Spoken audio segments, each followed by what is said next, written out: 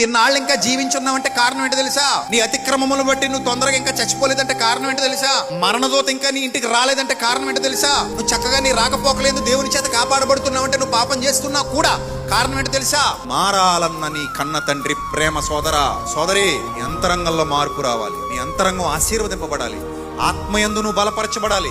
ఆత్మయందు నువ్వు శుద్ధీకరించబడాలి. ఆత్మయందు నువ్వు గొప్పగా ఎదగాలి. నువ్వు దేవుని దృష్టికి ఒక పౌల్లా కనబడాలి. నువ్వు దేవుని దృష్టికి ఒక రూతులా కనబడాలి. నువ్వు దేవుని దృష్టికి ఒక ఎస్తేర్లా కనబడాలి. నువ్వు దేవుని దృష్టికి ఒక సమూయేల్లా కనబడాలి. ఒక మోషేలా కనబడాలి. అలాంటి ఒక గొప్ప వ్యక్తిత్వాన్ని నువ్వు సంతరించుకోవాలి. ఆ స్థాయికి నువ్వు రావాలి. అది నీ తండ్రి కోరుతున్న కోరిక. తండ్రికి నువ్వు అలా కావాలి. నిన్ను పనికి మాలిన వాడిగా, పనికి మాలిన దానిగా నీ దేవుడు పుట్టించుకోలేదు. నువ్వు వ్యర్థుడువు కాదు, వ్యర్థురాలివి కాదు.